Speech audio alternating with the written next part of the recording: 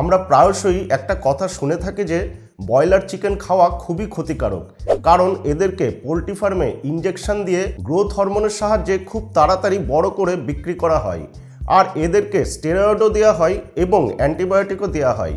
তাই এগুলো খেলে তা আমাদের শরীরের পক্ষে খুবই খারাপ। আজকে এই ভিডিওতে আমরা জানবো আসল সত্যিটা কি, ব্রয়লার মুরগিকে কিভাবে খুব তাড়াতাড়ি বড় করে দেওয়া হয়, এই মুরগিগুলোকে গ্রোথ হরমোন, স্টেরয়েড ও অ্যান্টিবায়োটিক দেওয়া হয় কিনা, আমরা কি ব্রয়লার মুরগি নিশ্চিন্তে খেতে পারি নাকি এটা আমাদের খাদ্য তালিকা থেকে বাদ দিয়ে দিতে হবে। নমস্কার বন্ধুরা, আমি সৌতিক আর আপনারা দেখছেন মোটিভেশন কিউব। তাহলে চলুন শুরু করা যাক। প্রথমেই দেখা যাক প্রাণীজ খাদ্য অর্থাৎ মাছ, মাংস, ডিম উৎপাদনে ভারতের স্থান ঠিক কোথায়। তাহলে পুরো ব্যাপারটা বুঝতে আমাদের খুব সুবিধা হবে। চিকেন ছাড়া যে কোনো রূপ মাংস উৎপাদনে ভারতের স্থান পঞ্চমে, ডিম উৎপাদনে ভারতের স্থান তৃতীয়তে, প্রথমে আছে ইউএসএ ও তারপর আছে চায়না। আর গরু মোষের দুধ উৎপাদনে ভারতের স্থান আছে প্রথমে, এবং চিকেন উৎপাদনে ভারতের স্থান রয়েছে চতুর্থতে, ইউএসএ, ব্রাজিল ও চায়নার পরেই। এবার আমাদের দেশে সবথেকে ভালো ও কম পয়সার প্রোটিনের উৎস হলো ব্রয়লার চিকেন, কারণ এই ব্রয়লার চিকেনের দাম খুবই কম। আপনি 1 কিলো ব্রয়লার চিকেন 180 থেকে 220-র মধ্যে পেয়ে যাবেন, কিন্তু রুই মাছ নিতে গেলে 1 কিলো আপনার পড়ে যাবে 250 টাকা, আর কাতলা নিতে গেলে আপনার 350 থেকে 400 টাকা পড়ে যাবে। পমফ্রেট ও ইলিশ মাছের দাম তো আকাশ ছোঁয়া। 1 কিলো খাসির মাংস আপনার পড়ে যাবে 750 থেকে 850-র মধ্যে, আর দেশি মুরগি খেতে গেলে সেটাও আপনার প্রায় 400 থেকে 500 টাকা কিলো পড়ে যাবে। তাই প্রতিটা ঘরে ঘরে এই ব্রয়লার চিকেন খুবই জনপ্রিয়। ইন্ডিয়াতে মাংসের মধ্যে সবথেকে বেশি মাংস যেটা মানুষ খায় তা হলো ব্রয়লার চিকেন, কারণ এর দাম খুবই কম। আর চিকেন খাওয়ার ক্ষেত্রে কোনো ধর্মীয় বিধিনিষেধ নেই, যেমন হিন্দু সম্প্রদায়ের লোকেরা গরু খায় না আর মুসলিম সম্প্রদায়ের লোকেরা শূকর খায় না, কিন্তু চিকেন সব সম্প্রদায়ের মানুষরাই খায় বা খেতে পারে। ব্রয়লার চিকেন স্পেশালি মাংসের জন্যই চাষ করা হয়। এগুলোকে ফার্মে খুব তাড়াতাড়ি প্রায় 4 থেকে 7 সপ্তাহের মধ্যে বড় করে দেওয়া হয়। চিকেনের মধ্যে বেশ কিছু টাইপ হয়, যেমন ধরুন দেশি চিকেন, এগুলোকে বলা হয় ফ্রি রেঞ্জ চিকেন। এগুলো মানুষ ঘরেই পোষে, এরা বাড়ির আশেপাশে ঘুরে ঘুরে পোকামাকড় ও শস্যদানা খেয়ে বড় হয়। এদেরকে ফার্মে চাষ করতে গেলে খোলা জায়গায় ছেড়েই মুরগি করতে হয়। এদের সাধারণত বড় হতে সময় লাগে 8 উইকস, আর পুরোপুরি অর্গানিক দেশি চিকেন হলে তা বড় হতে সময় লাগে 12 উইকস।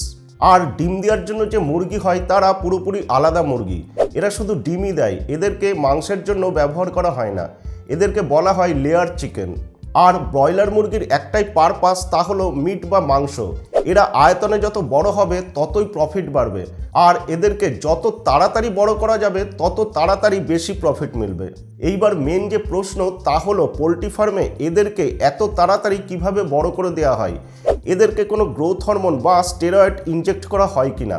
প্রথমেই বলে রাখি, চিকেনের ক্ষেত্রে গ্রোথ হরমোন বা স্টেরয়েড প্রয়োগ ইন্ডিয়া সমেত অল ওভার ওয়ার্ল্ডে ব্যান। আর ফার্মের লোকেরাও বলে যে তারা ব্রয়লার চিকেনকে এত তাড়াতাড়ি বড় করবার জন্য কোনোরূপ গ্রোথ হরমোন বা স্টেরয়েড ইউজ করে না। আর একথা সত্যিই সত্যি, কারণ গ্রোথ হরমোনের প্রচুর দাম, তাই কোনো মুরগিকে এটা দিতে গেলে তার দাম এখনকার দামের 4-5 গুণ বেড়ে যাবে। এবার প্রশ্ন, মুরগিকে স্টেরয়েড দেওয়া হয় কিনা। না, স্টেরয়েড দেওয়ার মতো ভুল ফার্মের লোকেরা করবে না, কারণ স্টেরয়েড রোগ প্রতিরোধ ক্ষমতা দ্রুত কমিয়ে দেয়। আমরা সবাই জানি যে মুরগিদের বিভিন্ন রোগ লেগেই থাকে, এক এক সময় মড়কও লেগে যায়, যেমন বার্ড ফ্লু ও আরও অনেক রোগ।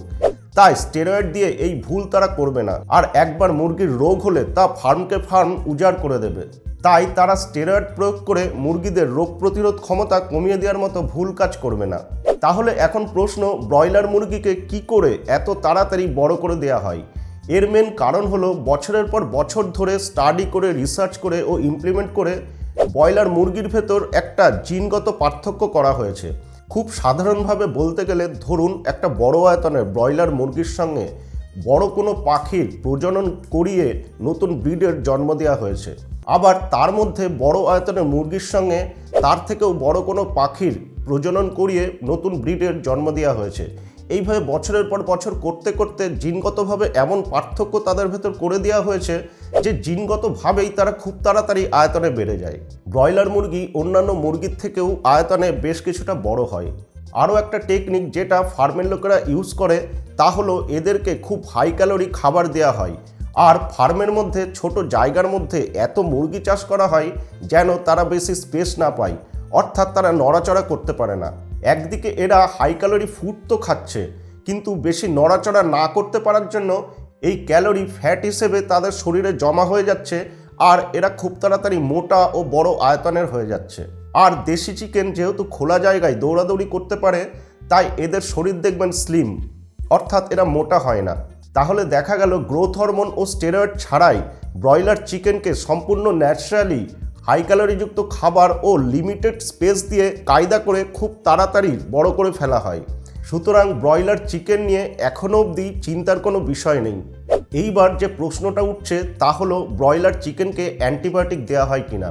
কারণ এই অ্যান্টিবায়োটিক আমাদের শরীরে গেলে তা অ্যান্টিবায়োটিক রেজিস্ট্যান্সের সৃষ্টি করতে পারে, যেটা সত্যি একটা হেলথ ইস্যু। এই অ্যান্টিবায়োটিক রেজিস্ট্যান্স কি তা পরে বুঝিয়ে বলছি। তার আগে জানা দরকার মানুষ বা কোনো অ্যানিমেল বা যে কোনো জীবকেই রোগ হলে কিছু ক্ষেত্রে অ্যান্টিবায়োটিক দিতে হয়।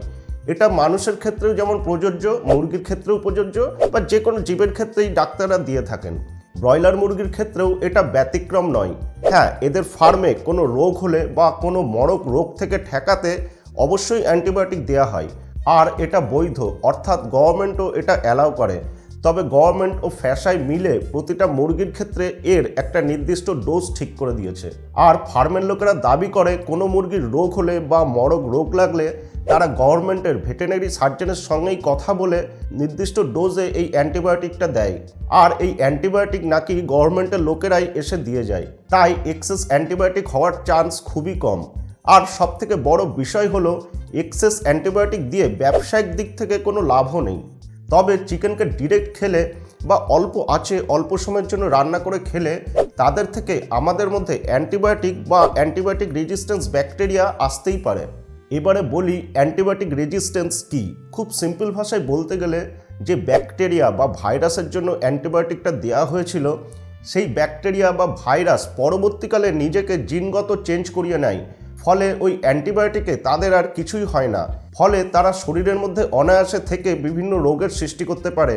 আর পরবর্তীকালে এই ভাইরাস বা ব্যাকটেরিয়ার কারণ ঘটিত রোগের জন্য যদি অ্যান্টিবায়োটিক প্রয়োগ করা হয়, তবে তারা এটা রেজিস্ট্যান্স করতে পারে, অর্থাৎ সহ্য করে নিতে পারে। একেই বলে অ্যান্টিবায়োটিক রেজিস্ট্যান্স। এইবার এই অ্যান্টিবায়োটিক বা অ্যান্টিবায়োটিক রেজিস্ট্যান্স ব্যাকটেরিয়া মুরগির থেকে মানবদেহের মধ্যে চলেই আসতে পারে, কিন্তু সাধারণত আসে না। কারণ ইন্ডিয়াতে যেভাবে আমরা মাংস রান্না করি প্রচুর আঁচে ও অনেকক্ষণ ধরে কষিয়ে, তার জন্য এত হিটে ওই ব্যাকটেরিয়া বা ভাইরাস বা অ্যান্টিবায়োটিক কিছুই আর অবশিষ্ট থাকে না। অর্থাৎ ব্রয়লার মুরগিকে বেশি হিট ও অনেকক্ষণ ধরে রান্না করে খেলে চিন্তার কোনো কারণ নেই, কারণ এর মধ্যে আর ভাইরাস ব্যাকটেরিয়া বা অ্যান্টিবায়োটিকের কিছুই আর অবশিষ্ট থাকে না। তবে মেন জিনিস হলো পরিমিত খাওয়া। ব্রয়লার চিকেনকে পরিমিত খেলে কোনো সমস্যাই নেই। বেশি বেশি কোনো জিনিসই খাওয়া ভালো নয়। তবে এখনও যদি ব্রয়লার চিকেন খেতে কারোর ভয় লাগে, তবে তাকে দেশি চিকেনই খেতে হবে। দেশি চিকেন 400 থেকে 500 টাকা কেজি, তাই সাধারণ ঘরে দেশি চিকেন খাওয়া খুবই চাপ। তবে মাঝে মধ্যে খাওয়া যেতেই পারে, কারণ দেশি চিকেনের স্বাদ অসাধারণ, সম্পূর্ণ আলাদা লাগে এই দেশি চিকেনকে খেতে।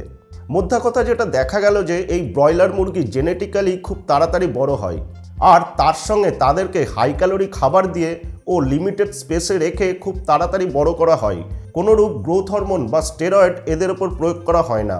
আর রোগবালাই হলে বা মরক রোগ লাগলে গভর্নমেন্ট অনুমোদিত ডোজেই অ্যান্টিবায়োটিক এদের ওপর প্রয়োগ করা হয়। ভিডিওটা হেল্পফুল মনে হলে অবশ্যই একটা লাইক করে দেবেন। ভালো থাকবেন, সুস্থ থাকবেন, ধন্যবাদ।